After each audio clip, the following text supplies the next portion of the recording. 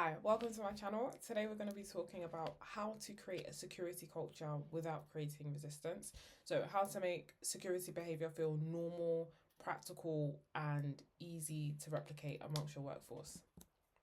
So first, starting off by saying, in most cases, your team is not trying to be insecure. So they're trying to do their job. So if that's serving customers, closing sales, shipping products, onboarding employees, paying suppliers, answering clients, hitting deadlines, i.e., doing what your business does as its operations. So the problem is security culture comes in as a control. So it comes in as a disabling factor, something that slows people down. So the way a lot of organizations approach security is that it's almost something that makes people a bit scared. So it falls like rules, blame, more monitoring, more training, more restrictions. So people can often feel like they're being attacked, they're being blamed, or they're just in fear as opposed to them being engaged with the process. So it's almost like a hostile approach to people sometimes. So, for example, messaging. So, messaging that creates resistance because it's not what you say, it's how you say it. So, users are the weakest link. People feel blamed by that. You should have known better. So, people in the future hide the mistakes. Just follow the policy. People feel dismissed. If someone is asking you a question, for example, related to the policy, it means there's something about the policy that is unclear to them. So, you need to add clarification.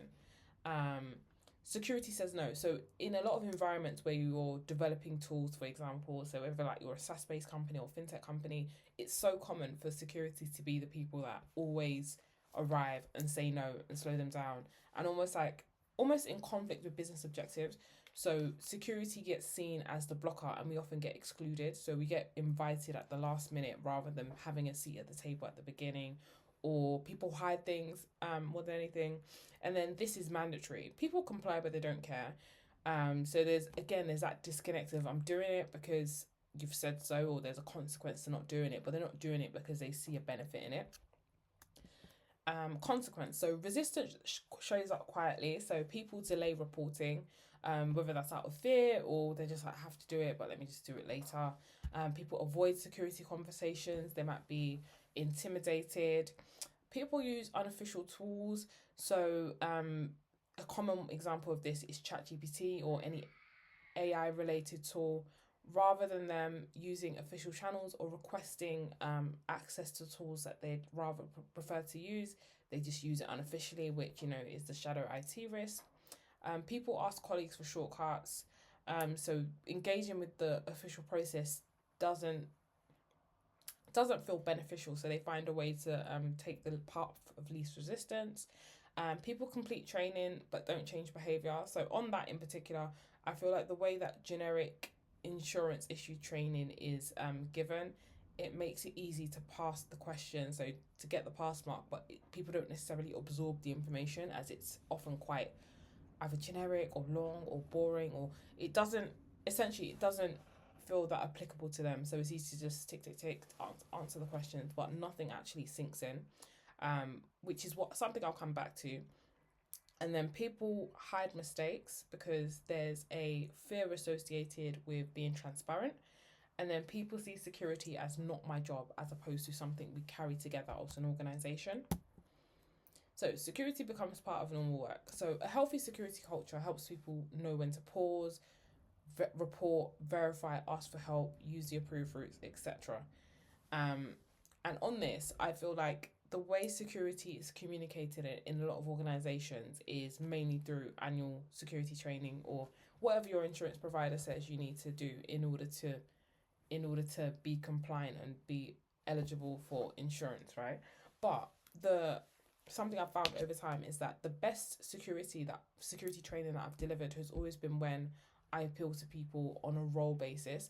So, for example, the developers team, how I would approach security training with them would be completely different. So I would get more technical then. I would talk about things that come up in their day-to-day work. In a similar fashion, if I was talking to the sales team, I would talk to them about their customer-related challenges. So how they interface with customers and how security comes up in that. So, for example, receiving requests to transfer funds from one account to another, or receiving mysterious requests on WhatsApp, or being sent requests to purchase gift card, just really bizarre things, but things that relate to their work. I always make sure that I tailor the training according to the role, and I create examples that are in line with their day-to-day work, so it doesn't feel abstract. So for example, if we're sat in a group of 20, a mix of C-suite, sales team, finance, security, developers, it doesn't make sense for me to be getting specific about things that relate to developers or things that relate to sales. I always prefer to separate out training to make sure that I'm speaking to people on a one-to-one basis so that no one is switching off and everyone is engaged. And then on top of that, I always layer home-based security, so making the examples as relatable to real life as possible. So for example, during lockdown, there were a lot of like Disney Plus scams or Netflix related scams um where individuals were being sent phishing emails, like social engineering, asking people to change their password because their logins are not working, and things like that, that people would think, oh, actually I've seen that, or that sounds familiar, or things that they can apply to their real life. So for example, in the property market, it's common for rent scams, so asking people to redirect funds, or whether that's during the rental process or the house purchasing process. Again, giving examples within that training context that tell people that, oh, that's something I've heard, and just sparking their interest, making it interesting for them. Because if you spark their interest, they're more likely to be engaged. Culture is shaped by what happens daily. So culture isn't what the policy says, it's what people see, repeat, and reward.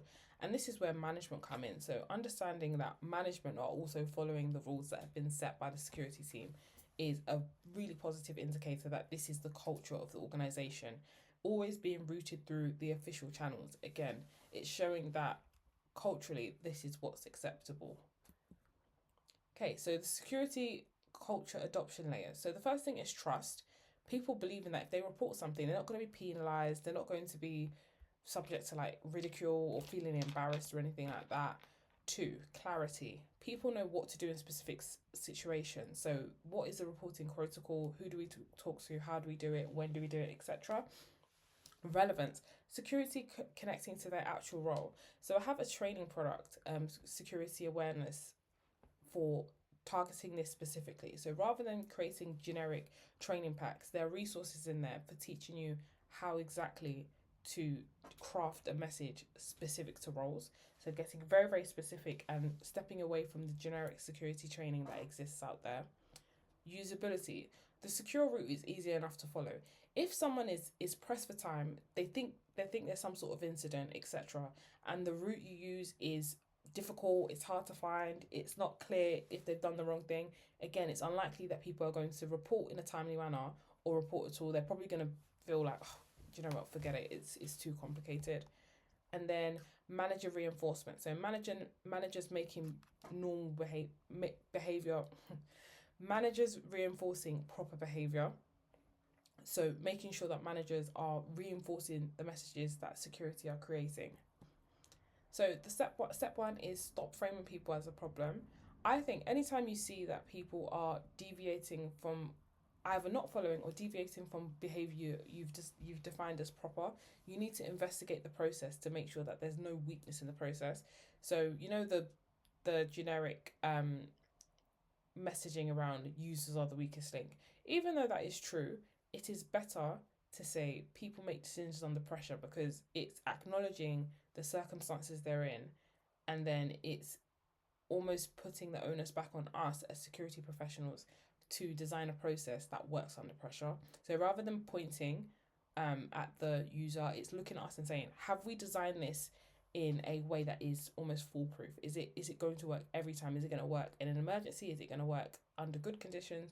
We always need to design processes to work, to make sure they're resilient to circumstances that are non-ideal. And then avoid messaging around people keep failing. And again, understand the failure. Why might they be failing? Is there any process weakness in our process? This is where interviewing people, quite informally of course, but interviewing people to understand that, when you try to report, what did you find? Did it work? Did it not? That's where you find out that, they're broken links or things like that. And then, instead of saying failing, say reporting earlier helps us respond faster.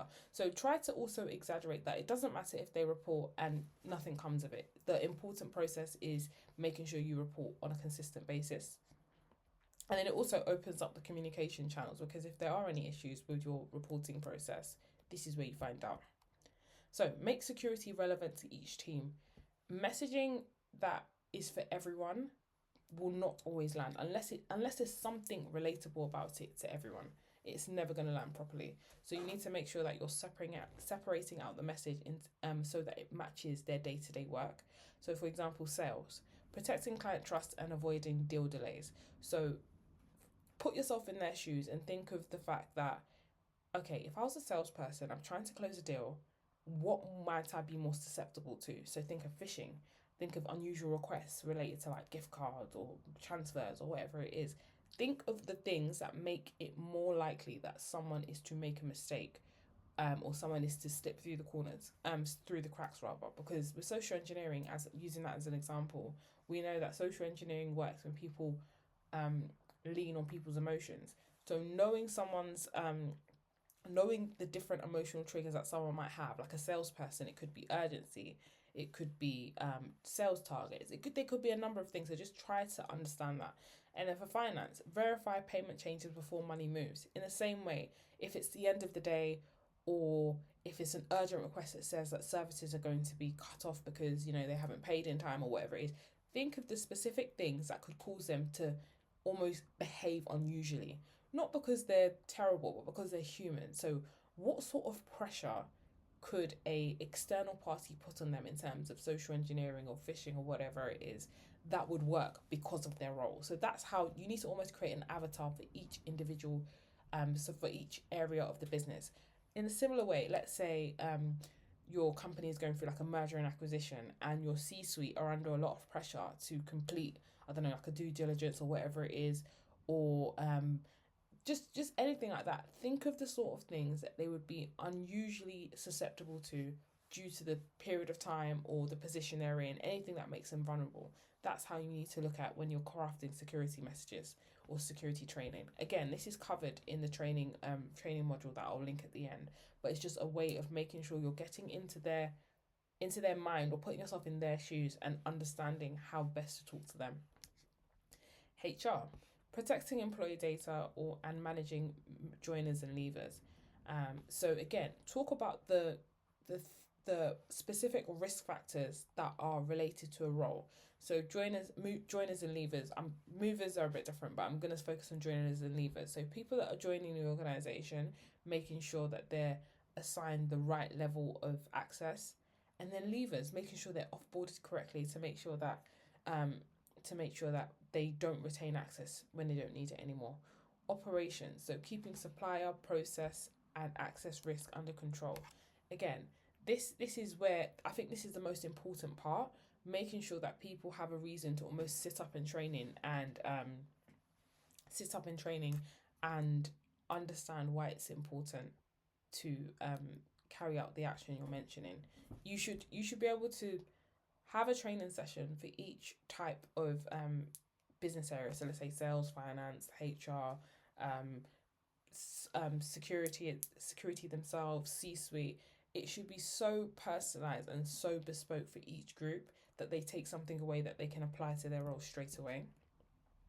3, make reporting psychologically safe. So psychological safety is about people not feeling targeted or penalized as comfortable enough to approach someone and report what they've seen. So this is where you know if you're doing something right. So if someone says to you, I clicked on an email, asking them why they clicked on that is not really helpful. A better response is saying, okay, thanks for reporting that quickly. Later on, you might decide to, assign some phishing training or whatever it is. But in that moment, you just need to acknowledge them for coming forward and thanking them for doing so. And then a bad response, you should have known better. They probably should have. But turning back on yourselves, you might say, you don't need to prove it first. So rather than saying to them,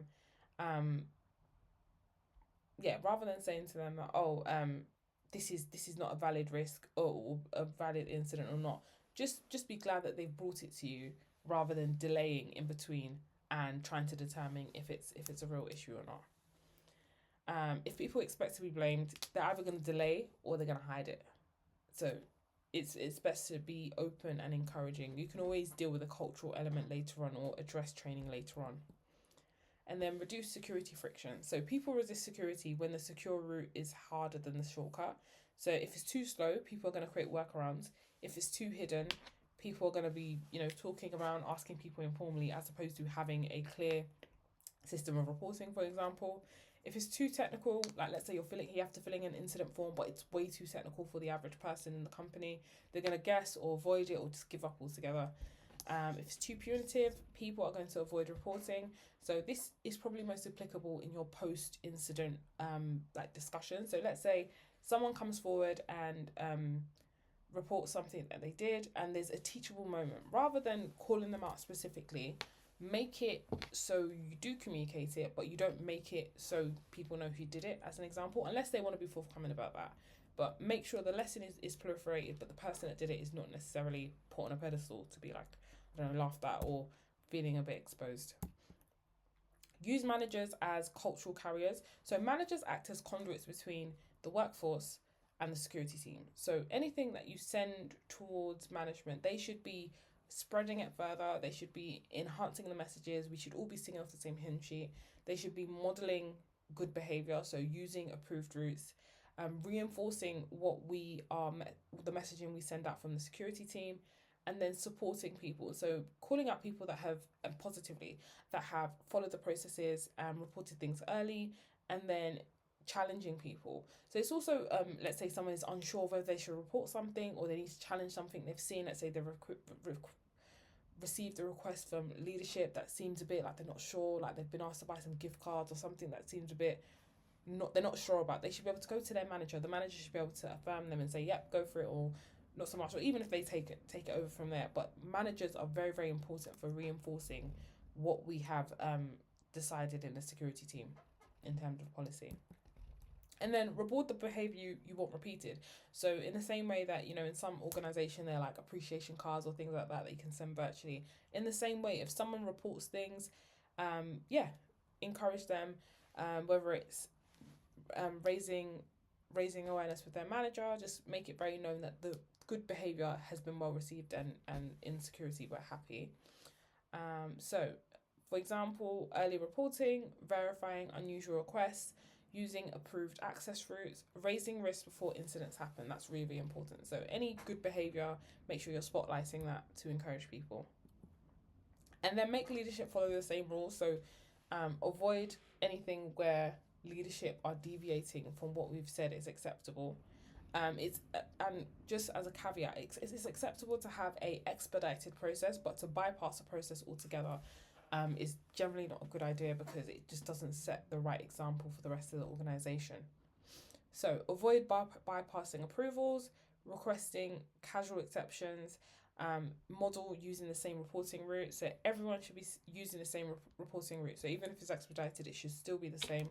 And then backing teams who pause for security reasons. So even if the business want something for like commercial reasons, if it's not in line with security, making sure that leadership are singing off the same hymn sheet almost. So these are some before and after. So phishing culture. People keep clicking phishing emails even after training. And then messaging wise, you could say we want people to pause, report quickly, and feel safe escalating anything unusual. So rather than complaining about the behaviour, we're saying what we want instead. Access control culture. Stop asking people informally for access. Instead, use the approved access route so we know who has access, why they need it, who approved it, and when it should be reviewed. So we're telling people what behaviour we want them to engage in, and then we're giving them reasons why. Supplier culture. So security must review all suppliers. So before a supplier gets access to data or systems, check whether they are approved, who owns the relationship, and what access they need. So it's being very detailed about what the expectation is. Incident reporting culture. Do not make reporting mistakes. If something looks wrong or you think you made a mistake, report it quickly. You do not need to prove it first. So objection 1. But people should just follow the rules. I think that's valid, but sometimes we have the policy, but people need extra clarity around what is expected of them. So if the rules are unclear, hidden, slow, unrealistic, socially difficult to follow, then the environment needs to be redesigned. So policy is valid, but if you find in practice it's just not working, then sometimes it needs to be revised, or you need to have supporting processes underneath that in terms of cultural messaging to change culture. We do not have time for culture work. So you're already building a culture whether you design it or not. So every shortcut that you allow, or every time you blame someone for making a mistake, that's culture. So whether your culture is going to be there whether you work on it or not. So it's better to have a hand in how culture is shaped, as opposed to giving up and not dealing with it at all. We need strict security controls. So strong controls and low resistance are not opposites. Rules are important, but they need to be compatible with business expectations. So it doesn't make sense for your business to expect one thing and then security to expect another. There's going to be conflict in achieving that, and in the end you're going to end up with people that are on the business side, because that's what they're there for, but they're going to be in conflict with security, so the relationship is not going to be great. You need to measure behaviour and not just awareness. So time to report is a really good metric. So if you notice that the time taken to report of incidents is increasingly high, getting higher and higher, or it's just on average quite high, you need to investigate why that's the case, because that implies that there's something missing, whether it's process or comfortability, whatever it is, there's something missing that is causing it. Report quality. So if when reports are made, there's just a lot of missing information, there's not enough to work with, again, that leads to a quality problem in terms of people are not aware of what they need to disclose, or the form is not comprehensive enough, or the channels do not work. Access requires via route. So whether process adoption is happening, if you're finding that in like your control effectiveness measures, if you're finding that a lot of access requests are still happening outside of the approved channels, then there is a breakdown in process and something needs to change. Supplier checks before access, so making sure that each supplier is thoroughly vetted before they gain access. And then policy exceptions. If you find that there's a high volume of policy exceptions and they are for extended periods, there's something wrong in the policy and that needs to be addressed. The policy is not compatible with business objectives and business requirements, hence why so many exceptions are needed. And then lastly, security culture is not built by forcing people to care. It's about building an environment where it's easy to do the right thing. So whether that is in cultural expectations, people feeling comfortable sharing when things go wrong, or people being aware of how to do it when things go wrong, those are all things that build the culture. And by default, people end up caring because they understand why. Lastly, if you would like access to the security culture materials pack, I have it linked here. So you just scan the QR code. It's going to give you resources for how to craft role-based security awareness. It's not just a generic pack, it's a resource that you can use for years and years of how to design well thought out security campaigns that are well received, engaging, interesting. You'll probably use it in addition to the insurance assigned training exercises, but it's going to give a lot more value in terms of making sure people actually understand and reducing your metrics over time. There's also some resources in there for measuring your change over time as well.